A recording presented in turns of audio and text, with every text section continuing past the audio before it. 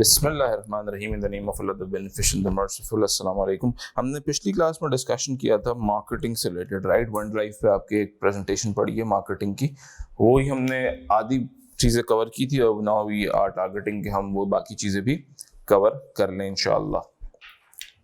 So guys, हमने कहाँ से स्टार्ट किया था? हमने कहा था कि सर हमारे पास एक मार्केटिंग स्ट्रैटेजी बनाने के लिए सबसे पहले मुझे क्या करना पड़ता है? मार्केटिंग ऑडिट करना पड़ता है। मैंने कहा था मार्केटिंग ऑडिट में सबसे पहली चीज क्या है? आज हदफ क्या है हमारा ये सब करने का कि मैं अपनी क्या मालूम कर लूं, मैं अपनी। हमने कहा था हमने रिकॉर्डिंग नहीं स्टार्ट करी। अगर रिकॉर्डिंग स्टार्ट नहीं करेंगे तो बाकी लोग कैसे सुनेंगे? ओके, सो हमने पिछली क्लास में डिस्कस किया था मार्केटिंग, और अब हम इंशाल्लाह उसी को पेस अप करते हैं। हमने क्या डिस्कस किया था? मार्केटिंग स्ट्रैटेजी बनाने के लिए जरूरी चीजें मार्केटिंग ऑडिट, और इसका मकसद क्या है? सबसे पहला और अहम मकसद है मैं अपनी यूएसपी मालूम कर लूं, मैं अपनी वैल्यू प्रोपोजिशन मालूम कर लूं, मैं अपना बेसिस ऑफ डिफरेंशिएशन पता कर लूं।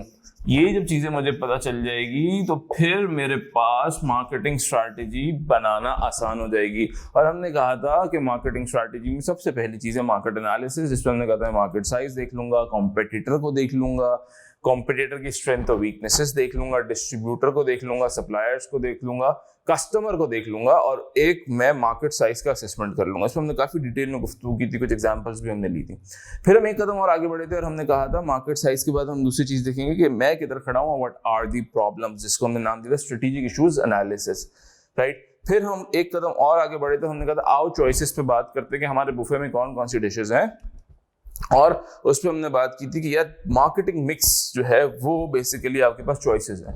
मार्केटिंग मिक्स में आपने बात की थी वही जो पुरानी बात थी 4 P's की, प्रोडक्ट, प्राइस, प्लेस, प्रमोशन। लेकिन हम एक कदम और आगे बढ़ गए थे और हमने कहा था अब ये सारी डायनामिक्स चेंज हो गई इंटरनेट की वजह से, और हमने ये देखा था कि, और हमने इसको लिंक किया था ई कॉमर्स से, राइट। कि हमने कहा था कि with the emergence of internet, with the emergence of global marketing concept, right, borders जिस तरीके से श्रिंक हुई, आपके पास डिफरेंट मार्केटिंग डायनामिक्स क्रिएट होने लग गई, राइट, हो गया। उसके बाद हमने बात की थी मार्केटिंग स्ट्रक्चर की, how is the marketing within your organogram, आपकी ऑर्गेनाइजेशन में where is the marketing department placed, right. और उसके बाद हमने फिर बात की थी मार्केटिंग सिस्टम्स की, कि मार्केटिंग की स्ट्रैटेजी की इंप्लीमेंटेशन और एग्जीक्यूशन के लिए एक चीज जो जरूरी है वो है मार्केटिंग सिस्टम्स, यानी कि मार्केटिंग इंफॉर्मेशन सिस्टम्स, मार्केटिंग के प्लानिंग सिस्टम, मार्केटिंग के कंट्रोल सिस्टम्स, राइट। ये सिस्टम होंगे तो मेरी मार्केटिंग एक्टिविटी पे मेरा ROI जनरेट होता रहेगा, राइट, हो गया। आओ एक कदम, और फिर हमने इसके बाद लास्ट क्लास में डिस्कशन की थी लग्जरी कार्स कराची के सवाल की। लग्जरी कार्स कराची गालिबन आपका अटेम्प्ट मुझे याद नहीं आ रही, लेकिन 25 मार्क्स का सवाल था। पहला क्वेश्चन था discuss the factors which LCK should consider while developing a marketing strategy. 8 marks का सवाल था। हमने सबसे पहले कहा कि आओ पहले वैल्यू प्रोपोजिशन ढूंढते हैं, फिर हमने क्या कहा कि कॉम्पिटिटर एनालिसिस कर लेते हैं, और हमारा एक पसंदीदा लफ्ज जब भी हम कहीं फंस रहे थे हम कहते हैं कि मार्केट रिसर्च कर लेते हैं, वहां हमने मार्केट रिसर्च का तड़का लगाया। फिर हमने कहा कि हम कस्टमर को एनालिसिस कर लेते हैं, और फिर हमने एक दो और बातें भी की थी उसमें, मुझे वैल्यू प्रोपोजिशन, और एक दो और बातें भी थी जो मुझे aligning the market strategy with corporate strategy, सबसे अहम चीज aligning the market strategy with corporate strategy. भाई आया तुम्हारी कॉर्पोरेट स्ट्रैटेजी ग्रोथ की है या सस्टेनेबिलिटी की है? Do you want to sustain in the current market and have your shares, और do you want to have the market pie grown, right. So this is the corporate strategy you need to align with your marketing team. ये हमने बड़ी अहम बात की। फिर हमने इसी सवाल में पार्ट C देखा था, जिसमें उसने कहा था कि एथिकल मार्केटिंग के बारे में बता दो, और फिर हमने कहा था कि हमने क्वेश्चन से कनेक्ट किया था कि अच्छा अगर मैं ईमेल मार्केटिंग करता हूं, सबसे पहले हमने कहा था इट्स इंपॉर्टेंट कि आपके जो मार्केटिंग का डेटा है आप उसके कस्टोडियन है, you have the personal information of the your potential clientele, so you should make sure कि वो किसी गलत लीक ना हो जाए या उसका कोई गलत इस्तेमाल ना हो जाए। फिर हमने कहा था अगर आप SMS मार्केटिंग को जाते हैं तो अपनी ऑडियंस देखें, राइट। वो इलीट क्लास की ऑडियंस है, क्या वो aggressively तो नहीं लेगी इसको. Will they not be happy with you sending SMS 24/7? Probably they might not be happy, right? हमने कहा था if you are going for digital marketing, so make sure your content इस लायक हो कि तुम एक elite class को कर रहे हो. मेरा ये सब गुफ्तगू करने का मकसद ये है कि देखें क्वेश्चन तो बड़ा जनरल था कि भाई ethical marketing के बारे में बता दो based on appendix 2 में जो information given है, लेकिन you need to connect the dots with the question. इस तरीके से आगे बढ़ते हैं. आओ आज की क्लास को शुरू करते हैं. हमने एक लफ्ज पढ़ा था मेरे दोस्तों मार्केट की. आपका ब्रांड दूसरे के जहनों में किस तरीके से दिखता है, इसको अच्छी भाषा में क्या कहते हैं? Market positioning. Sir market positioning is all what is very important, right? क्योंकि सबसे पहले आपने क्या किया, आपने कहा कि यार ये मेरे मार्केट सेगमेंट्स है, ये मेरे 4 मार्केट सेगमेंट्स है जिन पे मुझे अलग अलग मार्केटिंग स्ट्रैटेजी डिप्लॉय करनी. मैंने और आपने ये बात तय कर ली थी, जब मैं सेगमेंट बनाता हूँ इसका मतलब है कि ये सेगमेंट डिफरेंटली बिहेव करेगा बनिस्बत इस सेगमेंट के. So I might need to deploy a different marketing strategy on this segment as compared to this segment. So this is how it works. Now I want to create a distinctive image of my brand in the market position in the zehn of the customer. इसको क्या कहते हैं अच्छी भाषा में? Market positioning. Sir क्या important चीज है मार्केट पोजिशनिंग के लिए? कैसे करूंगा जी मैं मार्केट पोजिशनिंग?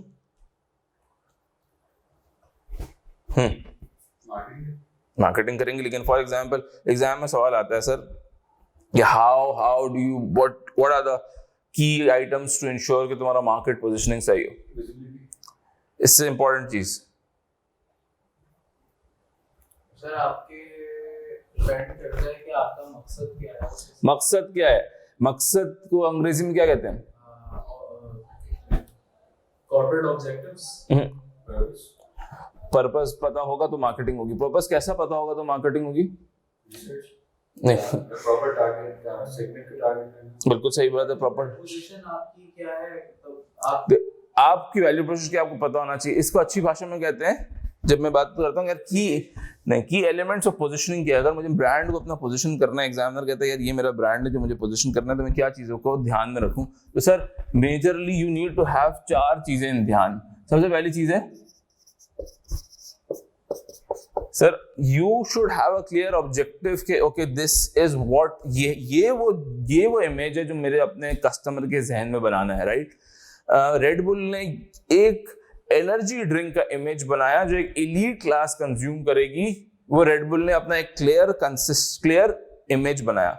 अच्छा, अगर रेड बुल का इमेजिंग इस तरीके से होती कि कभी वो एक खूबसूरत दोशीज़ा के साथ ड्रिंक भेज रही होती और कभी कोई दूसरे तरीके से भेज रही होती, तो उसके मैसेजिंग में कंसिस्टेंसी नहीं आती. तो दूसरा इंपॉर्टेंट चीज है कंसिस्टेंसी, राइट? पाकोला का इमेज ये है कि फॉर एग्जांपल एक लोअर और मिडिल क्लास आदमी मुझ जैसा भी पाकोला कंज्यूम करेगा, लेकिन रेड बुल हुज़ैफा कंज्यूम करेगा, right? So what is happening in order to make the brand distinctive in the mind of consumer, सबसे पहली चीज है you need to be very clear. दूसरी चीज है कि you need to have consistency. तीसरी चीज क्या है दोस्तों? जो आप क्लेम करते हैं वो डिलीवर कर रहे हैं या नहीं कर रहे. That's called credibility. That's called credibility, right? For example, if you are the pioneers of quality, right? Luxury Cars Karachi का सवाल याद करो. उसने कहा था कि हमारी 2 यूनिक सेलिंग प्रोपोजिशन है. एक है क्वालिटी, दूसरी है trust, right? If you are not being able to deliver on the quality, यानी कि जो तुम क्लेम करते you are not able to deliver on that, so मजा नहीं आएगा. अगर तुम अपने प्रेजेंटेशन देखो उसमें मैंने एग्जाम्पल लिखी हुई है कि सुजुकी अगर कहता है कि मैं लग्जरी कार्स बनाता हूं, तो ये बात हजम नहीं होगी, because this is not a very consistent stance, ना ही ये क्रेडिबल है. बिकॉज सुजुकी के जो है वो डब्बे हैं, सुजुकी बोलान है, सुजुकी ऑल्टो है, सुजुकी सिविक नहीं है, right? So in order to make your brand image very clear and distinctive, you need to make sure कि तुम्हारा जो मैसेज है वो ब्रांड्स आपके प्रोडक्ट के साथ अलाइन हो, राइट? और दूसरी चीज ये है मार्केट पोजिशनिंग में eight the end of the day what you focus कि यार ये वो चीज है जो मैं देता हूं और कॉम्पिटिटर नहीं देता. यानी कि this is the distinctive attribute of your product or service which competitor is not being able to deliver, right? So ये 4 चीजें जो है आप मार्केट पोजिशनिंग में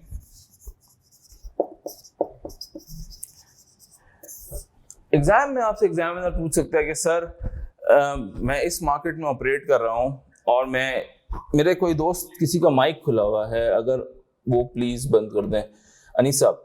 अच्छा, एग्जाम में एग्जामिनर आपसे पूछ सकता है कि सर मुझे मार्केट में अपनी पोजीशनिंग बनानी है, राइट? सो मेरे पास क्या स्ट्रैटेजी होनी चाहिए, राइट? या फॉर एग्जांपल मैं यहाँ खड़ा हूँ, ये मेरा स्ट्रेटेजिक इशू है, राइट? अब मैं समझ गया हूँ कि I need to revamp my marketing strategy. Now, what should I be cautious of while developing a market positioning, right? तो मुझे ये चीज़ों को अपने जहन में रखना है कि यार ये मेरी मार्केट पोजीशनिंग हो सकती है। आप अपने हैंड आउट में देखेंगे, मैंने आपको एक प्राइसिंग रिलेटेड भी पोजीशनिंग बताई हुई है, वो प्लीज़ आप जरा घर जाके देखिएगा, not important for the discussion, right? दूसरी चीज़ जो होती है वो होती है कि यार फॉर एग्जाम्पल मैनेजमेंट चेंज हो गई, बीओडी चेंज हो गई, नया बोर्ड आ गया, राइट? भारत पे से अश्नील ग्रोवर को निकाल दिया। अब now probably what you are doing is कि अब तुम सेफ्टी पे या कंप्लायंस पे या सिक्योरिटी पे ज्यादा फोकस कर रहे हो, राइट? व्हाट हैज हैपेंड, तुम्हारा टेंजेंट शिफ्ट हो गया है, राइट? हो गया। तो अब इस शिफ्ट टेंजेंट को तुम्हें कस्टमर को भी तो बताना है ना। एक अच्छी एग्जांपल, फैसल बैंक कन्वेंशनल होता था, अब इस्लामिक भी होता है, फैसल सादिक के नाम से। शायद कंज्यूमर को बताना है ना तुमने कि इस्लामिक हो गया, कि बोर्ड में जो लोग आए थे उन्होंने कहा कि हमें इस्लामिक में कन्वर्ट करना है, तो उन्होंने अब कंज्यूमर और कॉर्पोरेट दोनों पोर्टफोलियो को इस्लामिक में कर दिया। अब इस चेंज को कंज्यूमर को कम्युनिकेट करना है, इसको अच्छी भाषा में आप क्या कहते हैं अज़ान ईमान? मुझे कस्टमर के परसेप्शन को मोल्ड करना है, चेंज करना है, राइट? क्या कहते हैं इसको? कॉर्पोरेट कम्युनिकेशन नहीं, अच्छा लफ्ज है, मार्केटिंग की भाषा में इसको रीपोजिशनिंग कहते हैं, राइट? रीपोजिशनिंग। अब फॉर एग्जांपल इस तरीके का सिनेरियो आता है कि यार अब इसमें रिस्क है, इसमें रिस्क है। मैं फैसल बैंक हूँ, मैंने कॉर्पोरेट था एक ज़माने में, अब मैं इस्लामिक की तरफ, मेरा लेट्स से पोर्टफोलियो का 70% में इस्लामिक कर चुका हूँ। लेकिन what would have been the risk while shifting from commercial या कन्वेंशनल टू इस्लामिक?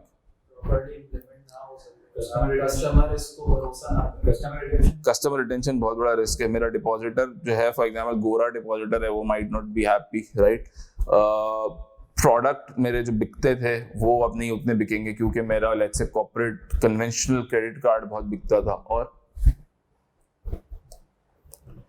इन्वेस्टर जो कि मेरा बड़ा स्टेक होल्डर है, वो माइट बी वेरी कंफ्यूज्ड, क्योंकि मैंने जब रीपोजिशनिंग करी अपनी ब्रांड की, वो रीपोजिशनिंग अच्छे से कम्युनिकेट नहीं की। So there is a confuse. एक तो चीज है ना कि कस्टमर के परसेप्शन को अज़ान मन मेरे ऑनलाइन दोस्तों में मोल्ड करना है, चेंज करना है। दूसरी चीज ये है कि मेक श्योर कि जो आउटकम निकल रहा है तुम्हारी कम्युनिकेशन से, यानी कि तुम्हारी रीपोजिशनिंग वाली मार्केटिंग स्ट्रैटेजी से, वो ऐसा ना हो कि कंज्यूमर के जहनों में divided image बन जाए, right? You fail to communicate what you want to communicate, so at the end of the day customer will be confused। of Faisal bank से let's say वो बैंक अल्फा में शिफ्ट हो जाएगा, let's say वो कहीं और शिफ्ट हो जाएगा। So you need to make sure while repositioning, right? Exam में इस तरह के सिनेरियो आ सकते हैं कि बोर्ड चेंज हो गया, गवर्नेंस चेंज हो गया, कोई नई रेगुलेशन आ गई है जिसकी वजह से तुम्हें रिपोजिशन करना पड़ रहा है अपने ब्रांड को।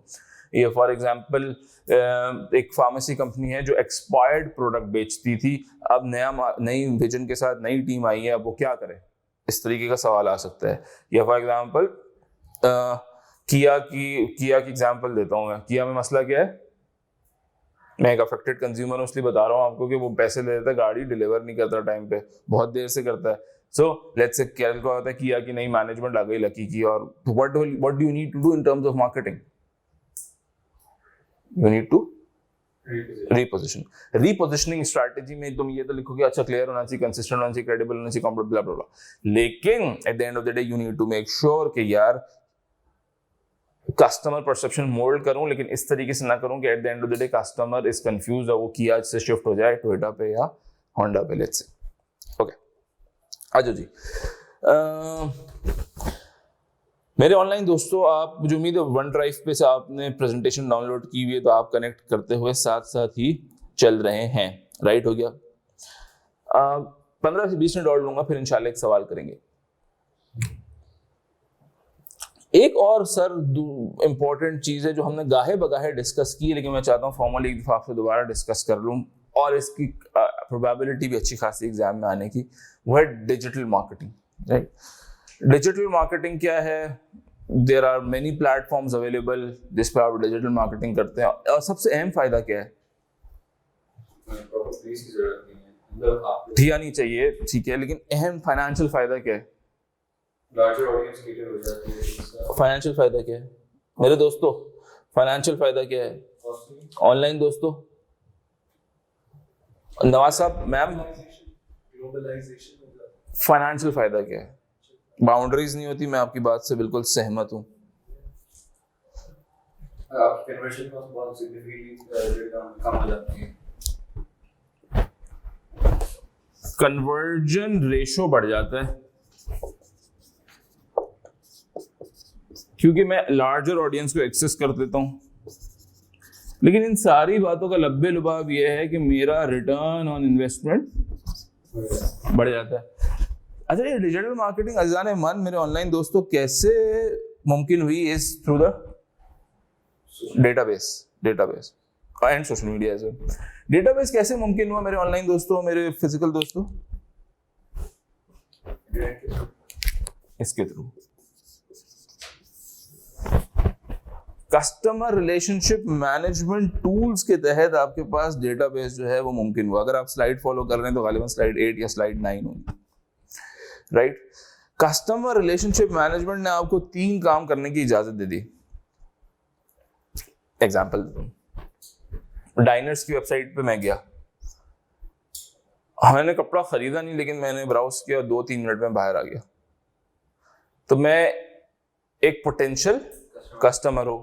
डाइनर को पता चल गया कि इस आईपी से ये बंदा, प्रॉब्ली मेरा जीमेल भी लॉगिन था, ये ईमेल एड्रेस है जो भी, कि ये बंदा है जो कि पोटेंशियल कस्टमर हो सकता है। दिस कस्टमर रिलेशनशिप मैनेजमेंट ने अपने अंदर इस इंफॉर्मेशन को एब्जॉर्ब किया और मुझे सबसे पहला फायदा ये दिया इसने कि कस्टमर को एक्वायर कर लूं। अगर एग्जामिनर पूछता है कि भाई सीआरएम टूल का फायदा, सबसे पहला ये कि मैं पोटेंशियल कस्टमर को एक्वायर कर सकता हूं। सीआरएम से मेरे पास डेटाबेस जनरेट हुआ और मुझे पता चला, अच्छा ये डिफेंस में रहने वाले 600 कस्टमर्स हैं जो कि पोटेंशियल मेरे कस्टमर बन सकते हैं, बिकॉज ये वो कस्टमर है जो इस तरीके की क्लॉथिंग प्रेफर करते हैं। उस कस्टमर से, उस डेटाबेस से मैंने क्या किया? टारगेटेड डिजिटल मार्केटिंग करी और मुझे पता चल गया कि यार ये जो है ना, ये सबसे ज्यादा प्रॉफिटेबल कस्टमर नीश है, इसको टारगेट करूं, इसको कस्टमर बनाऊं तो मैं जो हूं वो प्रोडक्ट बेच सकता हूं। अच्छा, जब मुझे पता चल गया कि हुज़ैफा एक बहुत ज्यादा प्रॉफिटेबल कस्टमर है, तो मैं क्या करूंगा? प्रोडक्ट तो बेचूंगा, फिर क्या करूंगा? रिटेन भी करूंगा। तो कस्टमर एक्विजिशन के बाद कस्टमर रिटेंशन भी मिल गई मुझे। तो रिटेंशन के लिए मैं क्या करूंगा हुज़ैफा? वासिफ,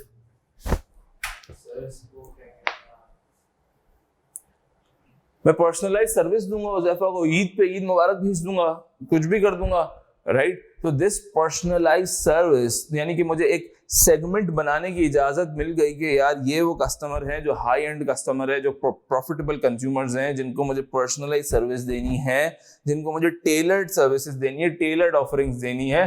तो दिस डेटाबेस ने मुझे हेल्प किया, राइट? दिस सीआरएम ने मुझे हेल्प किया। जब दूसरी दफा हुज़ैफा आएगा तो मैं क्या करूंगा? ये पुल आउट करके इसको मुझे एडिट कर देंगे। सॉरी, यही मेरा ही डेटा पुल आउट करके मैं देखूंगा यार तुम्हारा ये चॉइस पैटर्न है, ये बाइंग पैटर्न है, तो सबसे पहले मैं तुम्हारे पास वो चीजें लेके आऊंगा कि यार ये चीजें विच यू कैन बाय। इसको क्या कहते हैं? पर्सनलाइज एक्सपीरियंस भी दूंगा और इंट्यूटिव बाइंग की अपॉर्चुनिटी मेरे पास, राइट? इंट्यूटिव बाइंग ये होती है कि जब तुम्हारे पास बहुत सारी चीजें शेल्फ पे नजर आ रही होती है, तो जो चीज नहीं भी खरीदनी होती वो तुम खरीदे। तो इम्तियाज नाहिद में यही हो रहा होता है कि फॉर एग्जांपल मुझे शॉपिंग 5,000 की करनी थी, बाहर निकलता हूँ 6-7 हज़ार की शॉपिंग किए बैठता हूँ। So this is customer extension.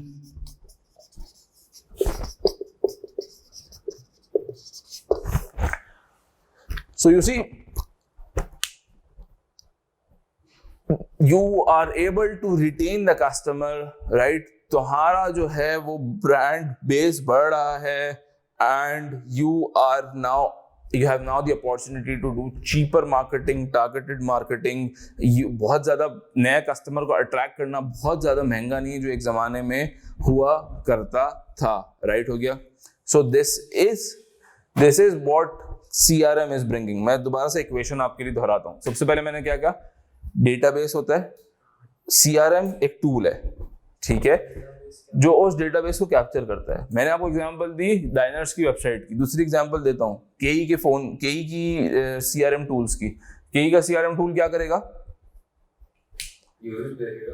वो देखेगा कि यार 2:33 पे हुजैफा की कॉल आई थी, उसकी कॉल का टाइम था 2 मिनट, और वो एक अग्रीव्ड कस्टमर है क्योंकि फॉर एग्जांपल उसका क्या मसला है। फिर वो मतलब वो कॉल पैटर्न्स को देखेगा कि कितने मेरे कंप्लेंट रेशोज क्या है, मेरे कॉल पैटर्न्स किस तरीके के, राइट। सो कॉल रिकॉर्डिंग भी CRM टूल का हिस्सा है, राइट। कॉल के डेटाबेस इज सिंपली डेटाबेस जिसके थ्रू मैं अपनी या तो प्रोडक्ट को, ऑफरिंग्स को बेहतर करता हूं, नंबर 1, या तो मैं अपनी प्रोडक्ट को, ऑफरिंग्स को इंप्रूव करता हूं, या फिर मैं मार्केटिंग करता हूं। और 3 हदफ है मेरे, customer acquisition, retention and extension.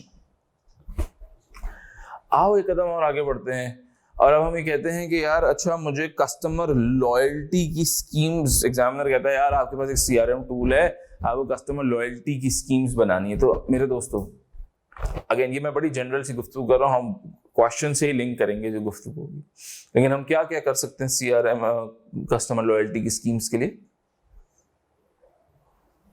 जिसका ज्यादा स्पेंडिंग पैटर्न है उसको ज्यादा डिस्काउंट, पर्सनलाइज्ड डिस्काउंट्स ऑफर कर दें, जिस तरह के पर्सनलाइज्ड डिस्काउंट ऑफर कर दें, इस तरह करीम करता है, ठीक है जी। और पॉइंट्स दे दें जी, फ्यूचर परचेसेस के लिए पॉइंट्स उसको दे दें। और खूब का एमिरेट्स क्या करता है, माइलेज देता है, तो वो आपको बेसिकली सिर्फ क्रेडिट कार्ड पॉइंट्स देता है, right. So you can give the reward schemes to make sure the customer loyalty to have. Again, this is all possible due to CRM, right? After sales personalized service दे दें तो customer loyalty बेहतर हो जाएगी, और discount दे दें, और buy one get one free दे दें, वही हो गया ना। और मैं अपने जो स्टाफ है, जो मेरा एम्प्लॉय है, उनके KPIs, बड़ा इंपॉर्टेंट टर्म है, की परफॉर्मेंस इंडिकेटर्स, इस तरीके से सेट कर दूं कि they are more focused towards customer loyalty, and with this CRM tool this helped me to make sure कि मैं अपने employees के, अपने staff के KPIs इस तरीके से set कर दूं so that they are more focused towards customer loyalty, and they are strategy, यानी कि tactical strategy, हम याद होगा पहली क्लास में हमने डिस्कस किया था, एक होती है ऊपर business strategy, बिजनेस स्ट्रैटेजी से ऊपर होती है कॉर्पोरेट स्ट्रैटेजी, कॉर्पोरेट स्ट्रैटेजी के नीचे होती है टैक्टिकल ऑपरेशनल स्ट्रैटेजी। तो हमारी ऑपरेशनल स्ट्रैटेजी जो है वो कस्टमर फोकस हो जाए, राइट हो गया। अच्छा, अगर मेरे दोस्तों आप आएंगे स्लाइड पे और आप देखेंगे स्लाइड नंबर 13, मेरे ऑनलाइन दोस्त साथ है, मेरे ऑनलाइन दोस्त स्लाइड 13 पे हैं आप सब भी।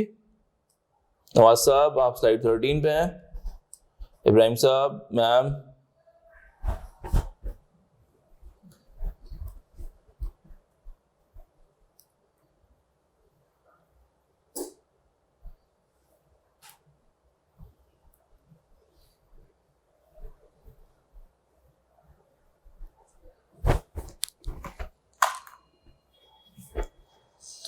तो इब्राहिम साहब स्लाइड 13 पे, वासिफ साहब मैंने जो है कुछ आपके पास एक टेबल आ रहा होगा, इसमें एक्विजिशन, रिटेंशन एंड एक्सटेंशन आ रहा होगा। इब्राहिम साहब आपको तो मैंने हैंड आउट भी दिया होता है ना आपके पास, हाँ, तो उसमें आप देखेंगे तो you have certain tools to make sure how you acquire, for example search engine optimization, right? हमने पिछली क्लास में डिस्कस किया था कि यार how do you do search engine optimization, फिर affiliate marketing. I just want कि आप इसको you just go through it and make sure कि you have an understanding of this, right? Branding से पहले मैं चाहता हूँ एक सवाल करें आईकेप का, दिसंबर 2020 का गालिबन सवाल है, कराची फार्मास्यूटिकल्स लिमिटेड, वो मैं चाहता हूँ हम करें, फिर हम ब्रांडिंग पे गुफ्तगू करेंगे। मैंने फिजिकल दोस्तों उसको फोटोकॉपी के लिए बोला है, वो आ रही होगी। मेरे ऑनलाइन दोस्तों आप लोग जाइए question number 3,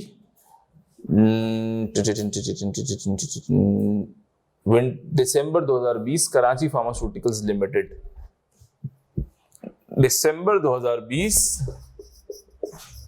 question number 3 Karachi pharmaceuticals limited. Thank you यार, बहुत शुक्रिया। ये तूने क्या, एक मिनट,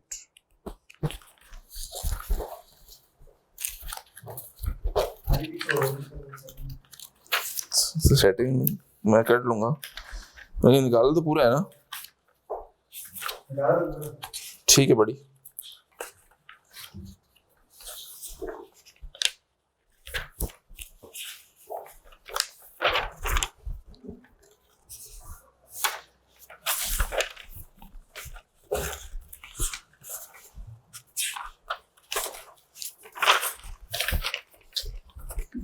ये ले लिया बस, इसको स्टेपल बाहर करना पड़ेगा, एक और भी ले लिया।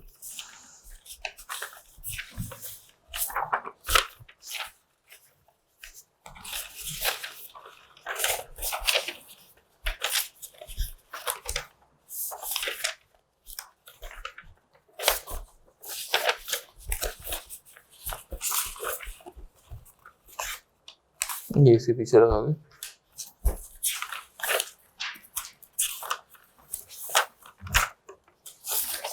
ये बॉय को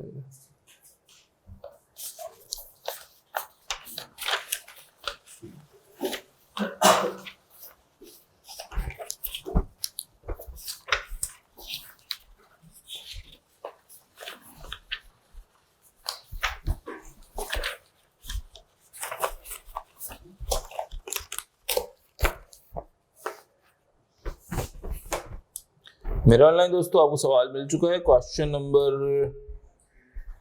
3, Karachi pharmaceuticals limited, December 2020। Guys Karachi pharmaceuticals limited question number 3 है हमारे पास, राइट? उसमें I would like you guys to attempt question part A specifically, और मेरे ऑनलाइन दोस्त भी अगर मुझे चेक करा दें वर्ड की स्क्रीन शेयर करके या फिर व्हाट्सएप करके अपना ट्रांसक्रिप्ट, तो I can give you the feedback. Part 2 इंशाल्लाह साथ कर लेंगे। पार्ट 3 बड़ा इजी सा है। Part A I want you guys to attempt, so take 15 minutes, properly attempt कर लीजिए प्लीज पार्ट ए, फिर देख लीजिए कि वेयर डू यू लैक, फिर हम इंशाल्लाह डिस्कस करेंगे। Part A is financial analysis, right? Product का पोर्टफोलियो फाइनेंशियल एनालिसिस। हमने पहली क्लास में डिस्कस किया कि फाइनेंशियल एनालिसिस हर अटेम्प्ट में गाहे बगाहे आपसे टेस्ट हो रहा होता है, एंड दैट्स इजी पार्ट। हजानमान कराची फार्मास्यूटिकल लिमिटेड हमारे से पूछा, analyse the financial position and product portfolio of KPL in relation to competitor and conclude on the position and prospects of KPL. यही सवाल है, 13 मार्क्स वाला, बड़ा आसान सवाल है। अब ये वो सवाल होता है जो इजी पिक सवाल है जिसमें मुझे 13 में से 13 आसानी से मिल सकते हैं, राइट? अच्छा, हुज़ैफा ने बड़ा पर्टिनेंट सवाल पूछा, भाई बहुत सारे रेशियोज कंप्यूट कर सकता हूँ, एसेट टेस्ट भी कर सकता हूँ, एसेट टर्नओवर भी कर सकता हूँ, करंट एसेट टर्नओवर भी कर सकता हूँ, क्या क्या करना है इसमें, राइट? तो हमें क्वेश्चन से देख के पता चल रहा है, दूसरी लाइन में लिखा है the board is undertaking strategic review as a result of recent concerns about cash flow. KPL's OD is reaching unsustainable level with their competitors are paying large dividend and have significant cash reserves. So probably मैं comment करूँगा मेरा dividend payout ratio पे, क्योंकि ये question बता रहा है. Probably मैं comment करूँगा current ratio पे, क्योंकि question hint दे रहा है कि मेरी liability और OD, तो ये दो बातें हो गई.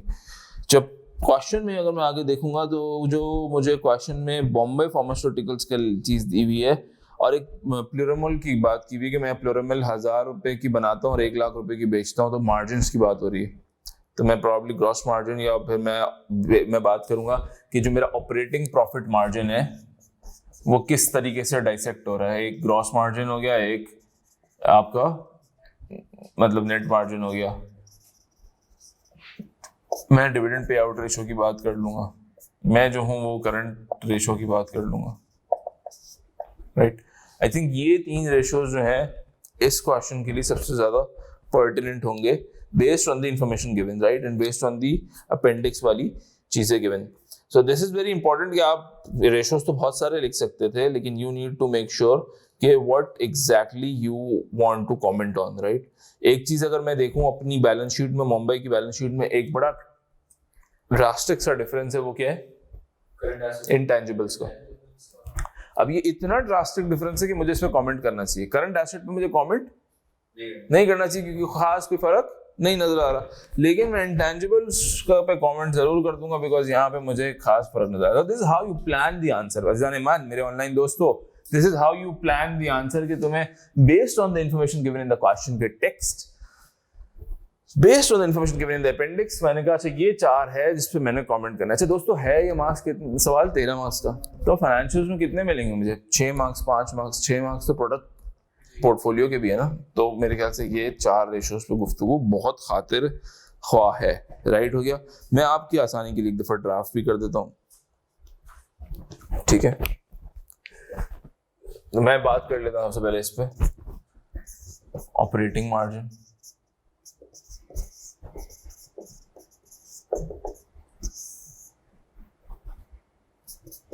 Operating margin of KPL is lower than MPL, mainly driven by, अच्छा बड़ा सिंपल है, क्या वजह है sir? Class A class B product का, प्रोडक्ट की मिक्स और उसका फर्क है, ठीक है। तो मेरा ग्रॉस मार्जिन पहले मुझे बता दो ऑपरेटिंग कितना है, एमपीएल का कितना है और केपीएल का कितना है? अजमान 39% और 67%। दोबारा देखो, केपीएल 39% पे, एमपीएल 65%। 35 होगा।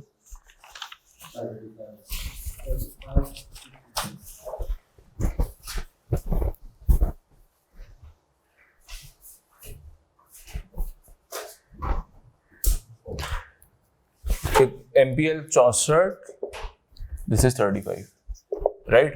Gross margin क्या है दोस्त? 95%। MPL has a higher gross margin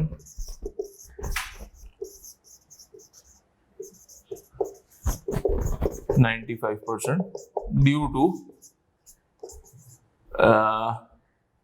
larger number of products। अच्छा ड्यू टू रिलेटिवली, हम कंपैरिजन कर रहे हैं ड्यू टू रिलेटिवली हुज़ैफा, मैं सिर्फ ईएसली लिख रहा हूँ, देखो due to larger number of products in class 2, right, comma commanding या जनरेटिंग लिख सकते हैं, ज्यादा अच्छा वर्ड है, जनरेटिंग हायर मार्जिन्स, फिर एक और कॉमा या as they are protected by patent।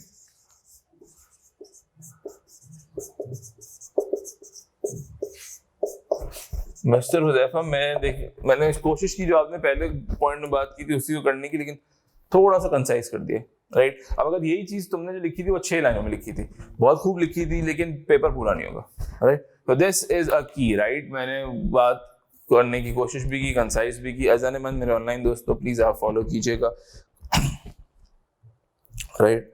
सो आपको you will have an idea. अच्छा एक क्वेश्चन में गिवन था कि मैं मुंबई से कंपेयर कर रहा हूँ, व्हिच इज कंपेरेबल कंपनी है और सिमिलर मार्केट में ऑपरेट करती है, सिमिलर डायनामिक्स के साथ, तो मैं एब्सोल्यूट भी कंपेयर कर सकता हूँ। एब्सोल्यूट में अमोर्टाइजेशन डेप्रिसिएशन मेरा कितना है, उसका कितना है 40, बहुत कम नहीं 40, right. So you have an idea कि यार why it is, right, why it is because मेरा इंटेंजिबल जो है वो बहुत ज्यादा है, राइट।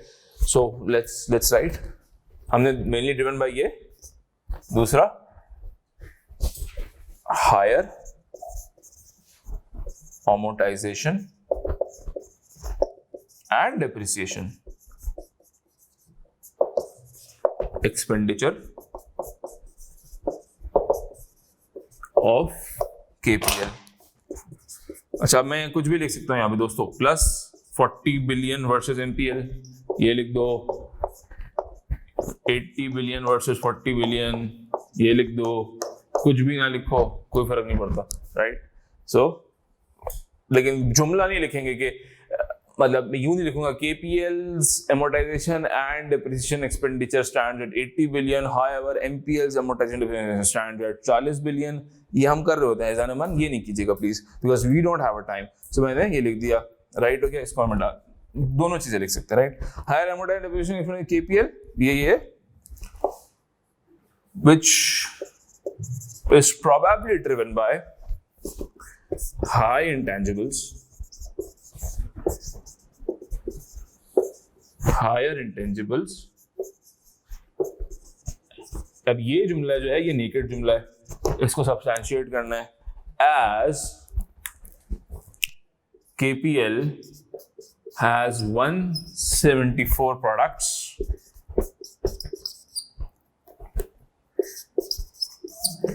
under development, यानी कि क्लास ए, राइट। कोशिश की कि जुमले को मैसेज भी दे दें हम उसको और हम अपना बात भी कर दें।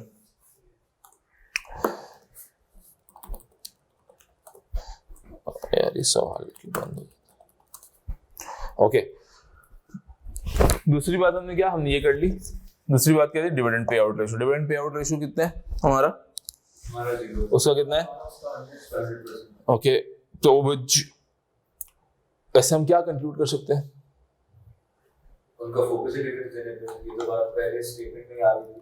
ओके, और हम लोग reinvest करे जा रहे हैं। we don't have the MPL is cash rich, we don't have the cash, हम OD से। अच्छा, मैं अगर एग्जामिनर हूँ ना तो मैं इस पे कोई खास मार्क्स नहीं रखूंगा कि यार ये बात वही है जो क्वेश्चन में गिवन है, डिविडेंड पे आउट रेशियो। भाई मेरा क्वेश्चन में बता रहा है कि मैं पैसा री इन्वेस्ट कर रहा हूँ, तो okay, if you want to write it तुम लिख दो, बट इफ यू हैव अगले points you probably can avoid this dividend वाली गुफ्तगू as well, right. Balance sheet पे जाओ। बैलेंस शीट में हमने क्या कहा? हम क्या करंट रेशियो कितने मेरे दोस्त? हमारा 1.2 है, लेकिन ये भी एक्सक्लूडिंग ओवरड्राफ्ट। तो ओवरड्राफ्ट लायबिलिटी नहीं है क्या? इसमें गिवन नहीं है ओवरड्राफ्ट। अच्छा, ओके, और उनका कितना है? उनका 1.6 है, लेकिन वो एक्सक्लूडिंग कैश है। कैश की अमाउंट उनकी 17 और बढ़ जाएगा। तो ओडी मेरे दोस्त नीचे दिया हुआ तो है, ऐसा तो ना करो यार। अच्छा ओके, बैलेंस शीट टाई कैसे हो रही है अगर नहीं दिया हुआ तो?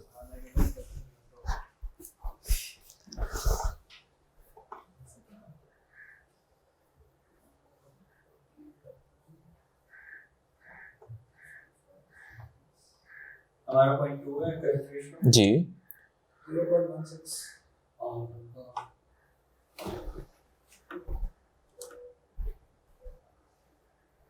9.1 है। ओके, आओ लिख देते हैं। KPLs मेरे ऑनलाइन दोस्तों उम्मीद आप फॉलो कर रहे हैं, मैं लिक्विडिटी ड्राफ्ट कर रहा हूँ। अच्छा, आई कैप के कुछ क्वेश्चन देखो, ये कुछ क्वेश्चन जो इजी क्वेश्चन है, इजी पिक है, राइट। इन क्वेश्चन में अगर 13 मार्क का सवाल है ना, तो हम अगर अपनी साइंस लगाएं तो इसमें हमें अगर 20 मिनट से ज्यादा नहीं लगाने चाहिए, क्योंकि मैं कम लिख के भी मार्क्स हासिल कर सकता हूँ, राइट। KPLs क्या लिखना चाह रहा था? करंट रेशो 0.2 ना, is significantly lower than MPL 9.1 due to a higher overdraft exposure। यही बात है।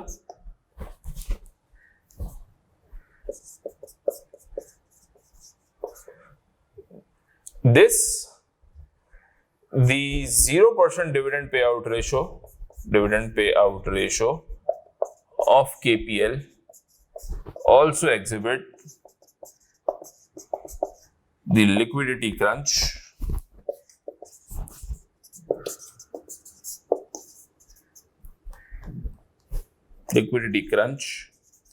within KPL। I mean, I've tried to make it as concise, as clear as possible, right? एक चीज और रह गई, intangibles, right? No, मैं इसको erase कर रहा हूँ मेरे दोस्तों।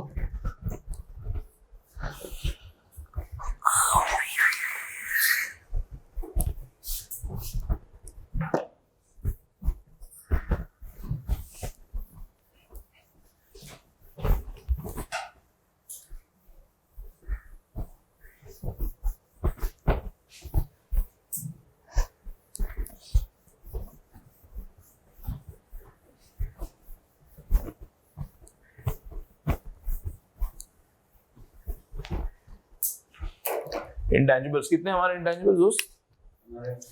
क्वांटिटी टर्म्स में हमारे पैसे हमारे intangible total non current asset का कितना है?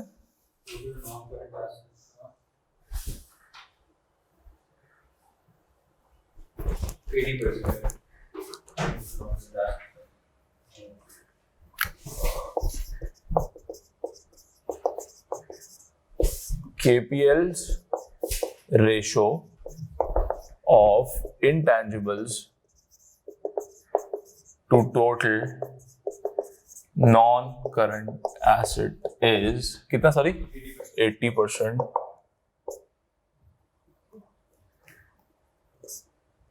versus NPL's ratio of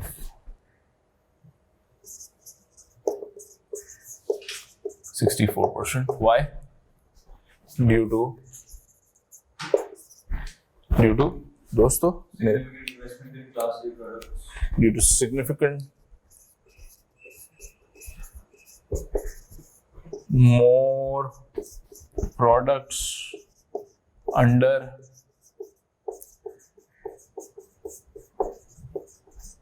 development, due to significantly more products under development, और क्या लिख सकते हैं? Hence, higher capitalization of development expenditure.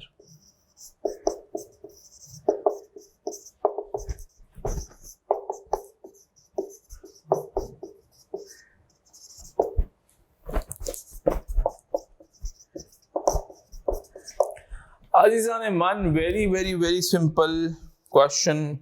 Just the purpose of doing is to focus on drafting techniques. आज एक कदम और आगे बढ़ते हैं, प्रोडक्ट पोर्टफोलियो एनालिसिस करते हैं. हमने पहली क्लास में पढ़ा था वासिफ, तुम्हें क्यों याद नहीं आ रहा?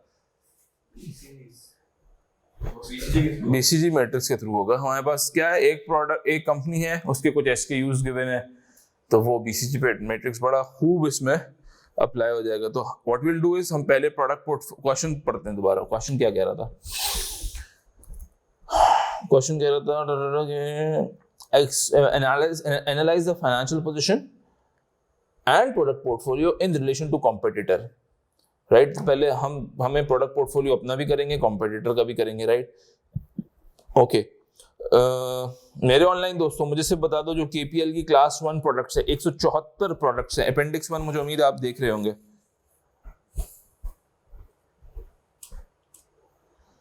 मुझे उम्मीद है अपेंडिक्स 1 देख रहे होंगे. 174 प्रोडक्ट्स हैं KPL की क्लास 1 में.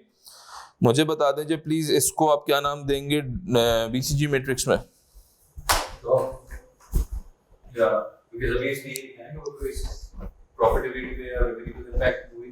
लेकिन हमें पता नहीं है, हम तो बीच में पैसा लगा रहे हैं. क्वेश्चन मार्क हुआ. क्वेश्चन मार्क तो ये था ना कि मेरे ऑनलाइन दोस्तों, वासिफ डेफिनेशन पे नहीं जाओ, दिमाग लगाओ. It's common sense. में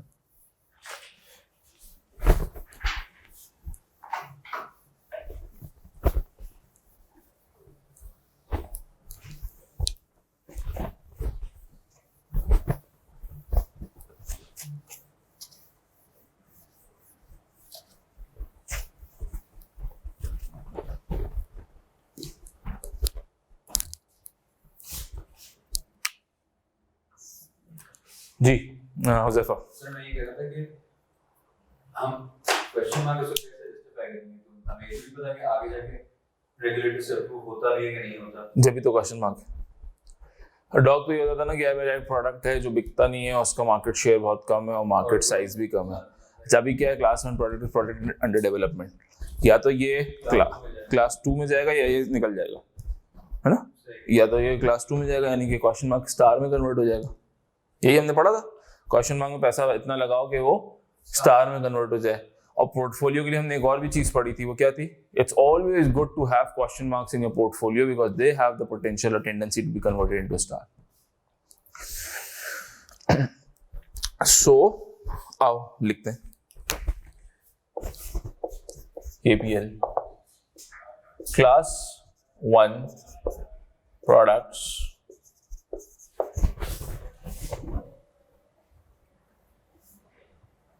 which are currently under खुदाया रिसर्च, मेरी राइटिंग से अगर आप ऑनलाइन दोस्तों को मसला ना हो रहा हो, development phase may be categorized as question mark under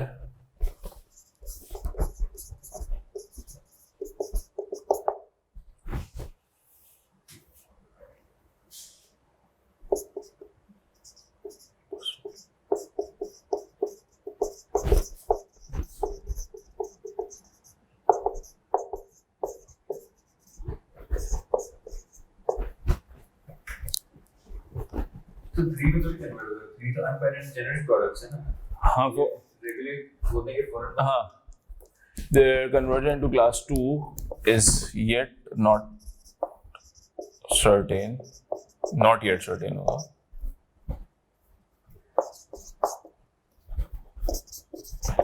and currently causing drain on cash flow.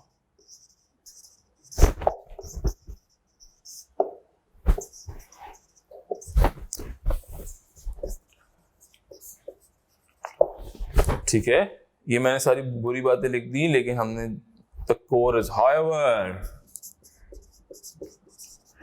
it's always good to have question marks in the portfolio.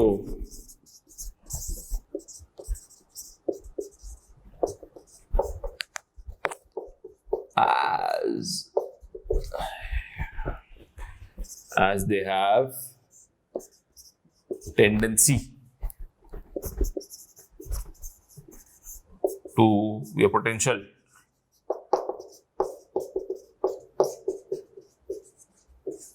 मेरे ऑनलाइन दोस्तों, मुझे उम्मीद है आप साथ होंगे। जी नवाज साहब, बिल्कुल खूब कहा आपने। Class 2 and class 3 products, appendix 1 देखते हैं। अपेंडिक्स 1 का आखिरी जुमला पढ़ते हैं। By definition class 2 products are effectively 100% market share of class 3 product. KPL is the largest provider by revenue for around 75% of the product in the class. Class 2 में तो 100% होती है, 20 साल का पेटेंट होता है। क्लास 3 में भी ये मुझे बता रहा है कि मैं जो हूँ लार्जेस्ट रेवेन्यू हूँ, 75% ऑफ पोर्टफोलियो कि मैं किंग हूँ, मतलब क्लास 3 में भी मैं किंग हूँ, राइट। तो मैं क्लास 2 और क्लास 3 दोनों को कहूँगा। कैश को क्या होती थी? क्लास 3 कैश का नहीं, कैश को होती क्या थी? मार्केट शेयर कंप्लीट है आपका, लेकिन मार्केट में जान नहीं है, मतलब मार्केट साइज श्रिंक हो रहा है और मेरा मार्केट शेयर तगड़ा है। यहाँ ऐसी कोई बात नहीं लिखी कि मार्केट साइज कुछ श्रिंक हो रहा हो। लेकिन सर ये कह रहे हैं ना, मतलब इसमें बहुत सारे छोटे-छोटे वो कंपैरेटर्स भी आगे जेनेरिक का वर्ड इस्तेमाल। देखो जेनेरिक तो मैंने पिछली क्लास में भी हमने किसी एग्जांपल में गुफ्तगू की थी कि जेनेरिक तो वो होता है यार, कि ऑगमेंटिन की मैंने एग्जांपल दी थी कि आपने एक ही आपको एपीआई एक्टिव फार्मास्यूटिकल इंग्रेडिएंट या मॉलिक्यूल सेम है, लेकिन बस वो ब्रांडेड है, अनब्रांडेड है, वो पेटेंटेड है, अनपेटेंटेड है, डॉक्टर उसको प्रिस्क्राइब करेगा, इसको कम करेगा, ये सस्ती होती है, वो महंगी होती है। Now, given under the BCG matrix, you do not have any sort of thing. तुम्हारे पास ये कि दोनों ही ग्रोथ है, दोनों ही जो है, मैं दोनों में मार्केट किंग हूँ, मेरा मार्केट साइज अच्छा है, दोनों ही प्रोडक्ट्स ग्रोथ फेज में, तो मेरा मार्केट शेयर भी अच्छा है, मार्केट साइज भी अच्छा, तो I would have categorised as a star, right. जिस प्रोडक्ट का पेटेंट एक्सपायर हो चुका है, तो समझ लीजिए कि वो मार्केट में सैचुरेशन पे पहुंच गई है ना, 20 साल के टाइम में सिग्निफिकेंट अमाउंट ऑफ टाइम के आपकी पेटेंट एक्सपायर। इसमें गिवन है हमारे कुछ प्रोडक्ट्स को पेटेंट एक्सपायर्ड है। ये क्लास नहीं, क्लास नहीं होना कि वो पेटेंट एक्सपायर नहीं, देखो एक कंपनी गेट्स है, गेट्स कुछ दवाइयां बनाती है, वो क्लास 2 में होती है जो कि पेटेंट प्रोटेक्टेड होती है, ब्रांडेड होती है। कुछ दवाइयां होती है जो कि जेनेरिक्स होती हैं, राइट। जैसे कि मैं आपको एग्जांपल दूं, फोलिक एसिड हो गई, आपने देखा होगा बहुत सारे लोग खाते हैं। तो फोलिक एसिड क्या होता है? वो एक जेनेरिक प्रोडक्ट है, जैसे एक एसिड है, उसमें आपने डब्बे में डाला, वो बेचने लग गए, राइट। तो वो बहुत सारी कंपनीज बनाती है और सस्ता देती है, लेकिन जाफा फार्मास्यूटिकल की फोलिक एसिड बिकती है। So that is a generic product. ये नहीं होता कि class 2 से निकल के class 3 में आती है. Product itself generic है, product itself patented है. Right हो गया? What I'm trying to say is, exam में I have a good justification to convince the examiner कि both the products are star. If you are giving an exam and you think that you have a good justification to convince the examiner that no class 2 is star and class 3 is cash cow, you can give it. और तुम्हें marks इंशाल्लाह मिल जाएंगे. बहुत ज़्यादा अगर of हुई तो बिल्कुल नहीं मिलेंगे, लेकिन if you have a reasonable grounds to convince the examiner, so you probably will be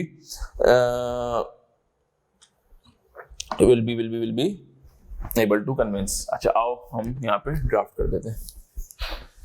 class 2 ये बात भी कह रहा है एंड जी बोले क्लास 3 class 3 के अंदर के often the original brand name still commands a premium due to customer familiarity with the name. Sorry आप किधर पढ़े? Often the original brand name still commands premium due to customer familiarity with the brand, usual for there to be generic less expensive. हाँ सही. ये star में ही फिर definition एक तरह से कैश को क्या होता था, मार्केट श्रिंक हो रही है, ऐसा कोई इंडिकेशन नहीं है मेरे पास. ठीक है. Class 2 and class 3 products are currently in growth phase, comma, with KPL commanding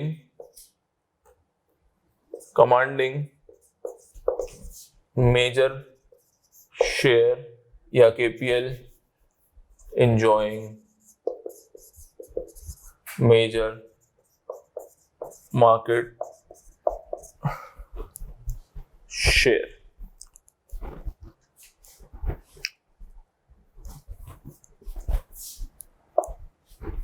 They may be categorized as stars.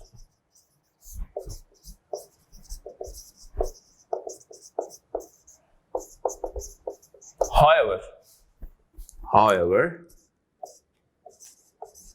might require investment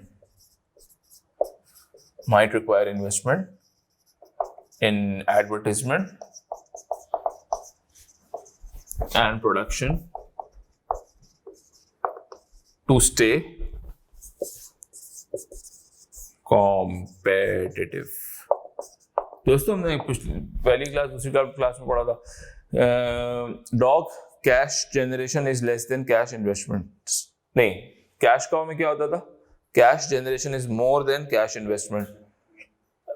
star में क्या होता था, कैश जनरेशन और कैश इन्वेस्टमेंट तकरीबन बराबर चल रही थी. राइट हो गया. क्वेश्चन मार्क में क्या होता था, cash generation is less than cash investment. Cash तो you just giving you the perspective. साहब sir KPL to MPL compare क्यों नहीं कर रहे, क्वेश्चन तो कंपैरिजन की बात कर रहा है. सर मैंने केपीएल का आपको खाका लिख दिया, अब मैं एमपीएल लिखने जा रहा हूं. राइट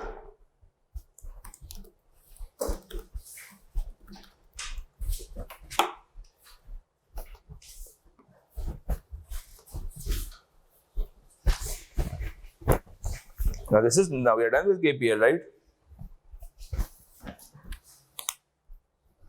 किधर गया मार्कर? एमपीएल की क्लास में प्रोडक्ट कितनी वासिफ साहब? क्लास 1 में 40%. उसकी कितनी थी? 174. MPL class 1 product are relatively few, hence lower या less strain on liquidity.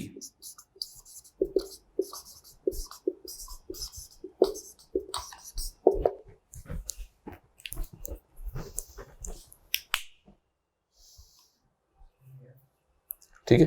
मैंने अब देखो मेरे दोस्तों, मेरे ऑनलाइन दोस्तों, मैंने रिपीट नहीं करी पूरी कहानी कि भाई ये भी क्वेश्चन मार्क है. अभी पता है, अब चल गया क्लास 1 की प्रोडक्ट क्वेश्चन मार्क है तो क्वेश्चन मार्क है. राइट. सो मैंने सिंपली लिख दिया कि यहाँ पे कंपैरिजन में कि इसकी कम है, इसकी ज्यादा है, तो लिक्विडिटी यहाँ भी लिख सकते थे as less expenditure on research and development, less liquidity, blah blah कुछ भी. Just trying to teach you how to write. Right.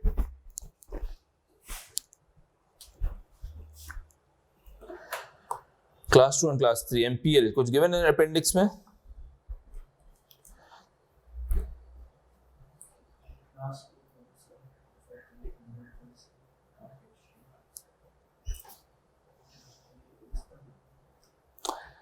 हाँ भाई हुज़ैफा साहब अपेंडिक्स पढ़ो। कैसी मार्केट है एमपीएल की?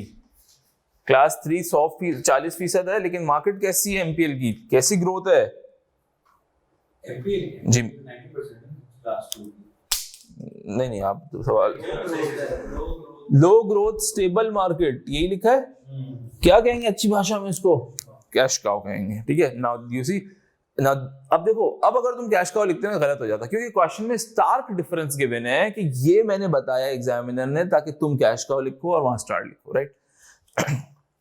मेरे दोस्तों, मेरे ऑनलाइन दोस्तों, अपेंडिक्स 2 अगर आप देखें तो इसमें गिवन है कि by definition class 2 products are 100%, class 3 products MPL is the largest provider by revenue for 40% of product in that class. लेकिन एक जुमला और लिखा है, the majority of the class 2 and class 3 products are in low growth stable market, right. तो मैं यहां पे लिख देता हूं MPL class 2 and class 3 products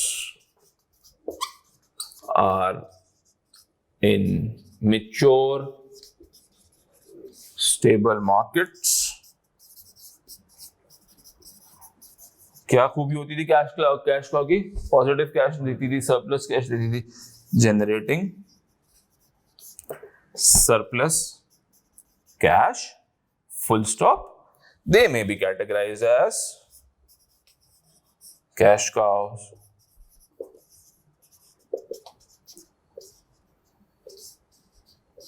writing के लिए माजरत।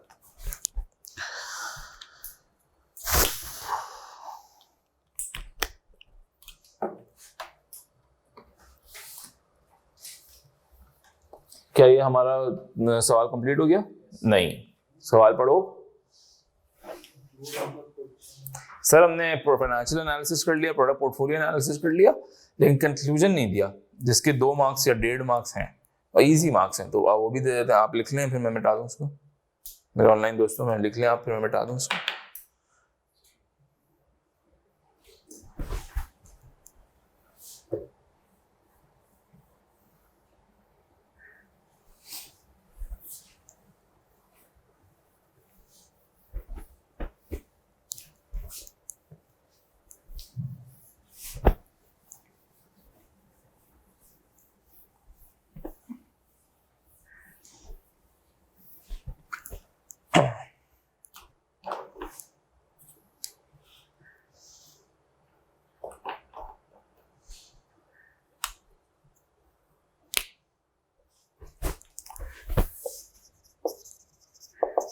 अच्छा, ये दोनों के बिजनेस सेम है, बस सब दोनों के बिजनेस सेम है, लेकिन हमारा जो डिस्टिंग्विशिंग फीचर है वो कैश फ्लोज है मेरे ख्याल से। प्रोडक्ट कंक्लूड करना है। सो आपने एक जुमला कहा था हुज़ैफा साहब, केपीएल क्या कर रहा है? significant investment in intangibles कर रहे हैं। नहीं, केपीएल इज बेसिकली व्हाट री इन्वेस्टिंग कर रहा है, जो फंड जो वो जनरेट कर रहा है, right. So KPL is reinvesting the funds generated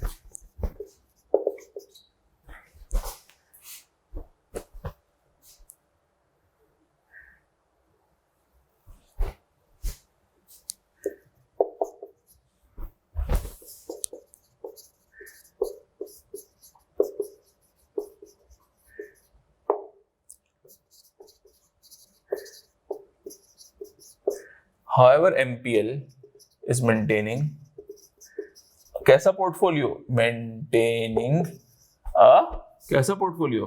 cash generating portfolio, hence enjoying higher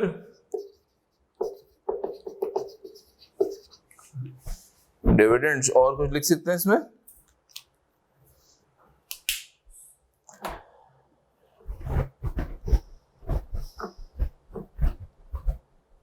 sir post development KPL profitability और कैश फ्लो इश्यूज रिजॉल्व हो जाएंगे। आपके 174 प्रोडक्ट्स में सिग्निफिकेंट क्वेश्चन आप सो रिजॉल्व उसके हो जाएंगे, इसको क्या मसला है? इसका ये मतलब है कि इसके प्रोडक्ट्स के जो पोर्टफोलियो है इसका इसका क्लास 2 में कितना प्रोडक्ट है? क्लास 2 में 30 प्रोडक्ट्स हैं 30। हाँ तो 30 एंड क्लास 3 में 50 तो इन लॉन्ग टर्म, अभी मैंने दोनों की बातें बता दी, अब मैंने एक ये जुमला लिख दिया, एक ये जुमला लिख दिया, तीसरा जुमला लिखने जा रहा हूँ जो कि कूजे में समोएंगे हम। In long term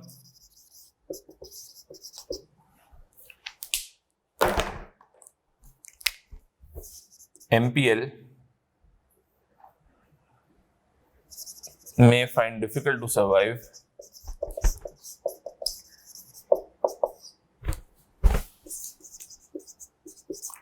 given patent expires and generic products fades away from market due to competition.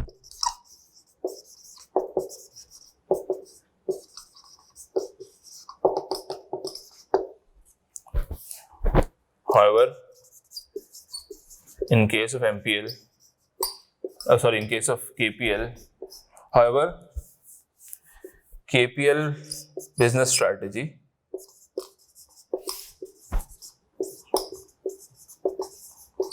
support long-term sustainability या ग्रोथ भी लिख सकते हो। This is how you conclude. मेरे दोस्तों, जहां कंक्लूजन गिवन है वहां कंक्लूजन देना अशद जरूरी है, अशद।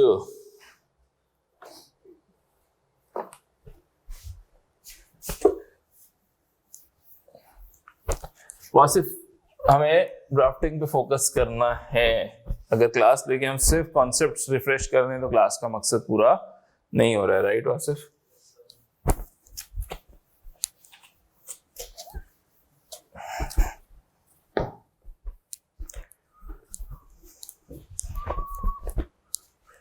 मेरे ऑनलाइन दोस्तों, क्या हम आगे बढ़े?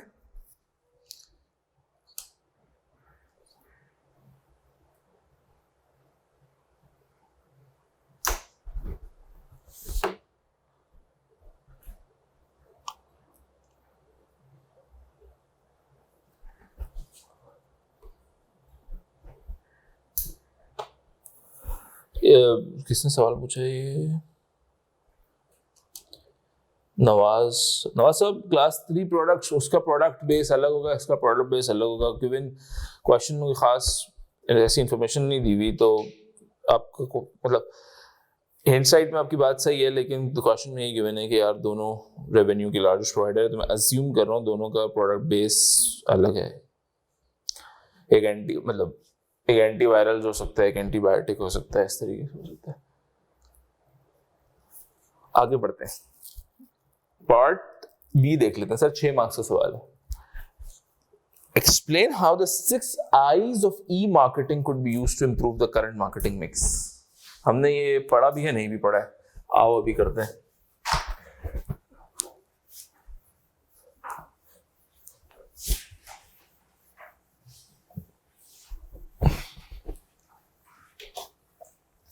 सबसे मुश्किल काम मुझे ये लगता है।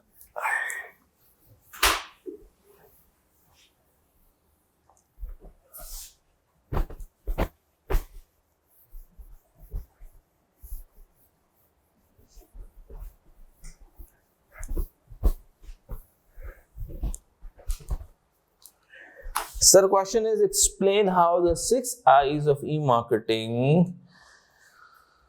could be used to improve the current marketing mix. And now इसमें ना तो अपेंडिक्स 1 में आपको ऐसी कोई खास इंफॉर्मेशन दी हुई, ना अपेंडिक्स 2 में, ना अपेंडिक्स 3 में, ना अपेंडिक्स 4 में। The more it's more to go with the question, right? So now this e-marketing, right? अब सवाल सिर्फ ये उर्दू में बोलूं तो कि यार ये मैं डिजिटल मार्केटिंग, ई मार्केटिंग, इंटरनेट मार्केटिंग से कैसे मार्केटिंग बेहतर कर सकता हूँ। अभी हमें 6 I's नहीं पता, अभी हमने नहीं पढ़े हुए 6 I's, तो मुझे बता दो कैसे कर सकते हैं। प्रोडक्ट के अंदर आपको क्या कहते हैं, कस्टमर स्पेसिफिकेशन आसान हो जाती है, अपने तौर से कस्टमर जो कस्टमाइजेशन कर सकते हैं प्रोडक्ट के अंदर। अगर आप मार्केटिंग मिक्स को लेके चलें, दोबारा बताना, सॉरी। प्रोडक्ट, अगर आप प्रोडक्ट की बात करें तो क्या कहते हैं आपका कस्टमर स्पेसिफिकेशन आसान, कस्टमाइजेशन बहुत आसान हो जाता है। कस्टमाइजेशन बहुत आसान हो जाती है, मैं टारगेट कर सकता हूँ specific needs of the customer को। अच्छा, कस्टमर की चॉइसेस बहुत ज़्यादा बढ़ जाती है। ओके, टेलर कर देता हूँ स्पेसिफिक प्रेफरेंस। इसको आई में क्या कहेंगे? Intelligence, individualisation. सवाल आंसर देख रहे थे। So, सर वासिफ साहब ने कहा मैं टेलर कर सकता हूँ कस्टमर की नीड की, कस्टमर की प्रेफरेंसेस में। तो मैंने कहा this is individualisation, right? Okay, अब ये कैसे होगी इंडिविजुअलाइजेशन? ये तो तुमने बात कह दी, लेकिन इस क्वेश्चन की पर्सपेक्टिव में कैसे होगी? सवाल तो तुम्हें पता है ना, बस मुझे बता दो। तो कस्टमर की मेडिकल हिस्ट्री हमारे पास आ जाए। मेरे दोस्त, तुम हो क्या? एक फार्मास्यूटिकल मैन्युफैक्चरिंग कंपनी हो, जीएस के कस्टमर की मेडिकल हिस्ट्री लेके बोलेगा हुज़ैफा ये लो आपकी दवाई, वासिफ आपकी दवाई। नहीं, तुम्हारा इंटरेक्शन किससे होता है? डिस्ट्रीब्यूटर से या फार्मेसी से? तो बेसिकली तुम फार्मेसीज में देख लोगे ज्यादा प्रोडक्ट कि इस मतलब बल्दिया में रहने वाली में फोड़े की दवाई ज्यादा बिकती है, यहाँ पे रहने वाले में कोई और दवाई ज्यादा बिकती है। So you can possibly individualise to that extent. मेरा सिर्फ कहने का मकसद ये, सवाल में सिर्फ ये नहीं लिख दूंगा कि यार I will using the E marketing, I will do this specific tailoring, मैं कस्टमर प्रेफरेंसेस देख लूंगा। You need to connect to the question, right? Individualisation to the extent of dealer, distributor, pharmacy. Sorry, और क्या फायदा है नवाज साहब, इब्राहिम साहब? और क्या फायदा है? और क्या फायदा? Instant feedback. नवाज साहब कह रहे हैं इंस्टेंट फीडबैक। ओके, सो इंस्टेंट फीडबैक से क्या होगा?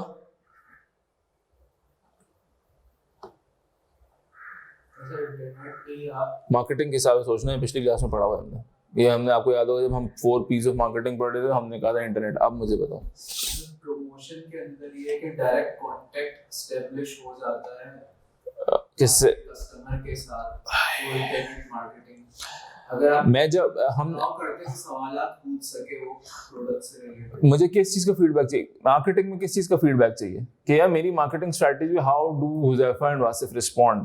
दैट्स द फीडबैक जो मुझे चाहिए। कैसे करता था मैंने कहा था सोशल मीडिया पे एक टूल होता है सेंटिमेंट एनालिसिस टूल, राइट? मैंने कहा था कि मैं सोशल मीडिया पे देख रहा होता हूँ कि कितने लोग जो है मुझसे एंगेज हो रहे हैं, कितने लोग मुझे मतलब फॉर एग्जाम्पल मेरे मैसेजिंग को, मेरे कंटेंट को एब्जॉर्ब कर रहे हैं, लाइक कर रहे हैं, right? So what I can do is I can have the market sentiments. इसको इंस्टेंट फीडबैक नाम दिया नवाज साहब ने, हम इसको आई के हिसाब से इंटेलिजेंस का नाम दे देते हैं, right? So I can seek के what, how are the people responding. Interactivity तो ये है कि लोगों से बात करना, राइट? इंटेलिजेंस तो ये होगा ना वो कस्टमर बिहेवियर देख के उस तरह से मार्केटिंग स्ट्रेटजी डिवाइड। एग्जैक्टली। आओ ये देखो इंटेलिजेंस क्या है। I'm trying to see, assess how customer respond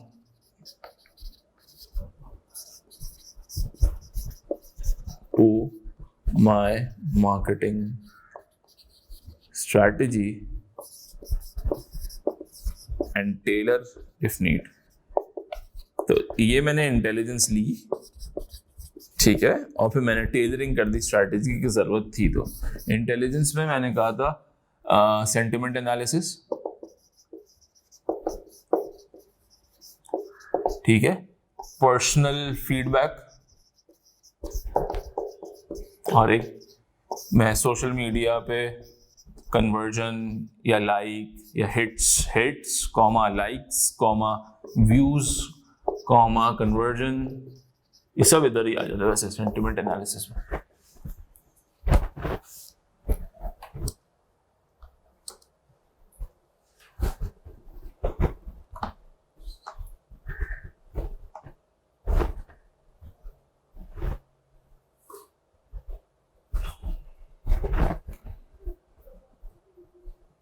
अब तुमने जो एक लफ्ज इस्तेमाल किया था सिर्फ इंटरैक्टिविटी, क्योंकि तुम भी आंसर खोल के देख रहे हो। तो इंटरैक्टिविटी क्या है? मतलब आई एम एबल टू, मैं एक वाइडर ऑडियंस से इंटरैक्ट कर सकता हूँ। डिजिटल में क्या क्या क्या इंटरैक्टिव का मोड है? या तो आपका सोशल मीडिया प्रोफाइल या वेबसाइट्स।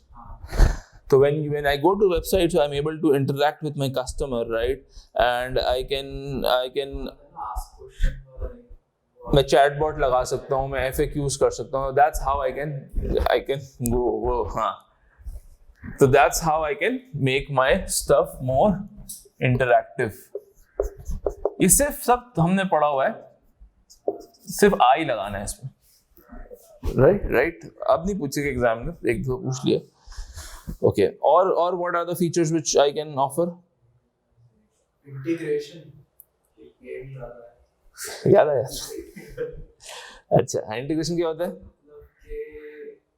आपसे जो जो इंटीग्रेट करते हैं इंटीग्रेट भी करते हैं, आपने अपनी अदर सर्विसेज को इंटीग्रेट कर दिया। फॉर एग्जांपल मैंने कंप्यूटर से या पेमेंट का रूट दे दिया, मैंने वेबसाइट पे पेमेंट का रूट दे दिया, तो आसान हो गया, गेटवे मिल गया पेमेंट का, आप वेबसाइट से ही खरीद फरोख्त कर सकते हैं। वेबसाइट पे मैंने आफ्टर सेल सर्विस को इंटीग्रेट कर दिया, तो मैं आफ्टर सेल्स के लिए मुझे आना नहीं पड़ेगा, मैं वहीं से इंटीग्रेट कर सकता हूँ। ये हो सकता है कि जैसे हमने उसका बिहेवियर, जैसे मिसाल के तौर पे वो कर दिया CRM के जरिए, ठीक है ना, ऑटोमेटिकली आपके सप्लायर के पास ऑर्डर चले कि भाई इतनी डिमांड है, स्टॉक अप करके रखो। इस तरह से कुछ होता है इंटीग्रेशन। अब फार्मास्यूटिकल इंडस्ट्री में उमूमन ये नहीं होता कि मैं माल दे रहा होता हूँ, वो माल मांग रहा होता है, ठीक है। डिस्ट्रीब्यूटर कहता है भाई मुझे इतना माल दो, ऑर्डर के बेसिस पे होता होगा कि यहाँ ऑर्डर है। डिमांड देखो दो होती है, एक टेंडर सेल्स होती है, अब खैर थोड़ी टेंजेंट आउट हो जाएगी। टेंडर सेल्स होती है, ट्रेड सेल्स होती है। टेंडर सेल्स होती है ऑर्डर ड्रिवन होती है, ट्रेड सेल्स होती है मैं खुद मार्केट में माल दे रहा होता हूँ। इसको अच्छी बात क्या कहते हैं, push strategy and pull strategy. क्या होता है पुश स्ट्रैटेजी?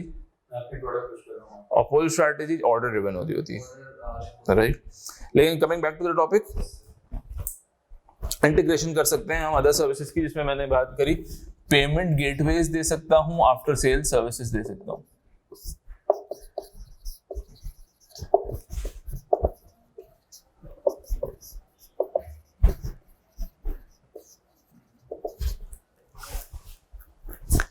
अच्छा, हमने बात की थी जब हम ई मार्केटिंग करते हैं तो हमारे पास बाउंड्रीज खत्म हो जाती है, नेशनल बाउंड्रीज खत्म हो जाती है, राइट। कराची में बैठ के आज़ाद कश्मीर, गिलगित बल्तिस्तान में भी मैं मार्केटिंग कर सकता हूँ, राइट।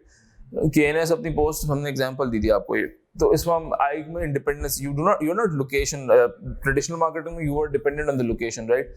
नाउ ये अगर तुम एक इवेंट भी करते हो और उसको सोशल मीडिया पे तुम वो करते हो, तो you are not bounded by location, location के कंस्ट्रेंट्स खत्म हो गए। इसको क्या हमने independence of location, right. So इसने लिखा है इंडस्ट्री रिस्ट्रक्चरिंग, मैं इससे सहमत नहीं हूं, इसलिए मैंने आपको बताया नहीं, ठीक है। सो हमारे पास पार्ट सी है कॉर्पोरेट सोशल रिस्पॉन्सिबिलिटी वाला, वो आप देखिएगा, दैट्स 4 मार्क्स का सवाल, गालिबन 6 मार्क्स का सवाल है, 6 मार्क्स का सवाल है, वो आप उसको जरूर देखिएगा। नेक्स्ट क्लास में इंशाल्लाह CSR से शुरू करूंगा। और अच्छा, जब हमने लग्जरी कार्स का सवाल किया था उसमें हमने एक पार्ट रह गया था, उम्मीद है आपने देखा होगा घर पे, pros and cons of digital marketing, इस तरह का सवाल था। तो अब तक मेरे दोस्तों, हम जैसे थोड़ा सा आपको मैं रिवाइज करा दूं, हमने अब तक कौन कौन से सवाल कर लिए। हमने ग्राफ ऑफ वाला सवाल कर लिया, हमने BBB बायोटेक्नोलॉजी का सवाल किया, हमने फ्रेश फूड कंपनी का सवाल किया, हमने कराची फार्मास्यूटिकल का सवाल किया, हमने लग्जरी कार्स कराची का सवाल किया। बस श्योर यही है, कोई मिस तो नहीं कर रहा है? ठीक है। अच्छा, जैसे ये पोर्टल फॉर्मलाइज हो जाएगा, आपके पास 8 से 10 रिकॉर्डेड लेक्चर्स पोर्टल पे आ जाएंगे, जिसमें आपके पास ICW के कुछ सवाल होंगे, चाहिए होगा, राइट। इंशाल्लाह नेक्स्ट क्लास में मिलते हैं। पोर्टल पे भी आपके पास रिकॉर्डेड लेक्चर्स अवेलेबल होने स्टार्ट हो जाएंगे। एक क्लास हम और या 2 क्लास हम BM मिलेंगे, फिर हम इंशाल्लाह हेजिंग से स्टार्ट कर देंगे BFD।